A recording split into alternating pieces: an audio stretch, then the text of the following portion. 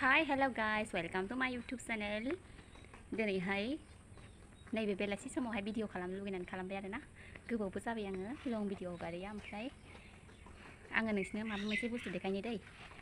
दिनैहाय आङो मोनायाव मा ओंख्रि जागोन ओमफ्राय दाना आङो हरैहाय बै जिगाब हुंनाय खाथियाव आङो थांदोंमोन ओमफ्रायहाय आङो बेयावहाय नैबेखौ नुहैदों आरोना मोजां ना बिराद मोजां नै थफिनाय ओमफ्राय बिदिया गोथाव जाथारो दै बिदिया गोथाव जाथारो ओमफ्राय आङो बेखौनो नोंसोरजोंहाय शेयार खालामनो सानदों आरोना ओमफ्राय आङो संनायनि भिडिअखौहाय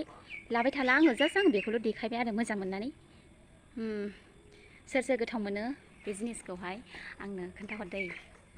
सोर गोथाव मोनो आंथ' बिराद गोथाव मोनो बे बुस्थुखौ ओमफ्राय आङो सानफ्रोमबो जानो हाया आरोना बेखौ नै मा खालामदों नै बिसोरो मा खालामदों नोंसोरो बा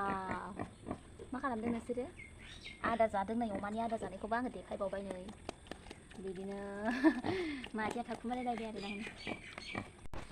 आंनि बिबारा जा मोजां बारदों नायनो दा आङो देखायनोसै दै किउट बारदों नै बेहायनो हनै बेयावबो थांबाय आङो बेखौ मारै खालामगोन मिन्थिबाय बेयावहाय आङो ओरै मानला होनोसै आङो बे फुलखौ ओमफ्राय ओरै खालामनानै नै बिथिं लाबोनोसै मिन्थिबाय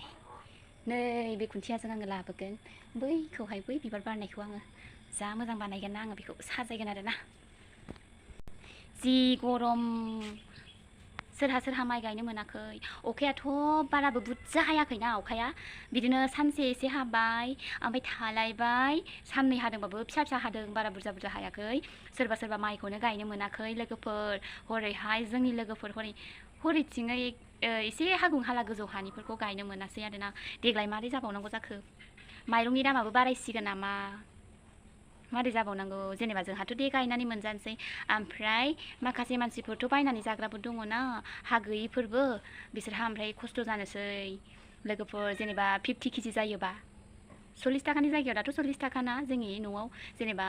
न'आव गायनानै मोननाय माइखौहाय दायो माइरंखौ 40 थाखा ओमफ्राय नै दाथ' गायनो मोनाबा दामा जुदि बारायोबा 50 जायोबा होमबा बाब बेदरजों समान जानोसै ना बेदरजों समान जानोसै आङो जास्ट आङो मैखुनजों लोगोसे आङो एसे रायलायबावबाय आरोना लोगोफोर बिदिबा नेक्स्ट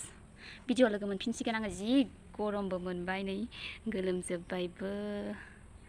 गरम मोनबाय बाय लोगोफोर।